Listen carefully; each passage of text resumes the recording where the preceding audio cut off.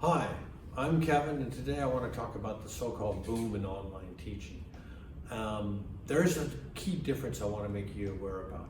One of the things that you'll see on most everything I've come across online about online teaching is one-to-one. That is, you as a teacher teaching a single student in a remote, who's in a different part of the world typically.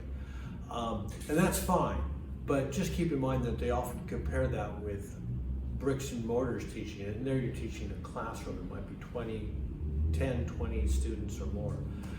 So it's not really the same thing. Just in the bricks and mortar world, if you're teaching one-on-one, you'd use different types of activities than you're teaching in a group. When you have a classroom of students, 10 or 20, you can easily break that up into small teams of 2, 3, or 4 per team, and you can then give them activities which they can do. And those activities would be done in a small group, but then later the class would come together and they could do a presentation. We typically do a lot of that in the activate stage of the ESA methodology. Engage, study, and activate is what that stands for. But the idea is to get the students speaking. But think about it. If you're in a Zoom environment and everyone's in a different window, you can't have all the students speak at the same time.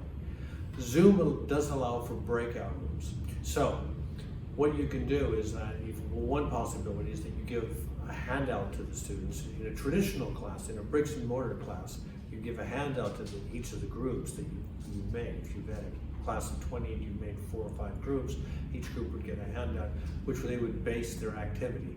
So for example, if your lesson topic was on food, for example, you might introduce in the first phase of the class, you may elicit food vocabulary from the students.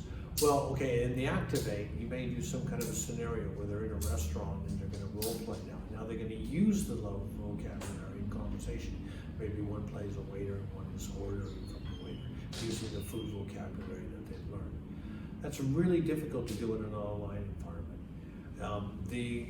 First of all, if you give the handout with the instructions into different breakout rooms, how do you give the handout? You really have to send it in advance by email or some other means, because you can only share your screen with the main room. You can't share it with the different breakout rooms. So it makes it a little bit problematic.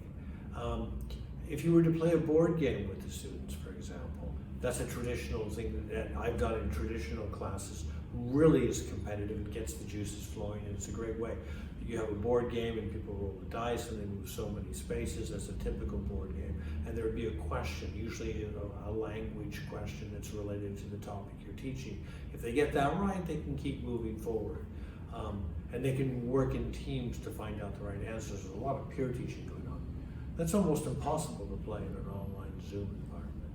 It's to actually create a game and to roll the dice. And how would you have it to the counter move forward? Where would you have to remember where everything's placed. So it would, mentally, it just takes away from the fun of the game and whatnot. So basically what you have to do is you have to come up with activities that are suitable to the online platform. Now when I'm saying online, I'm talking about online class, maybe in 10 or more students.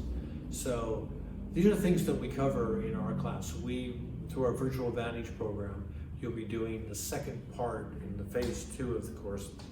You'll be doing virtual teaching to a group of students, not one-to-one, 1 to 10. You teaching 10 students or 12 students or something like that. And we'll go over the types of activities that you can do. But there's a lot of activities you need to stay away from that you can do in a traditional bricks and mortar environment.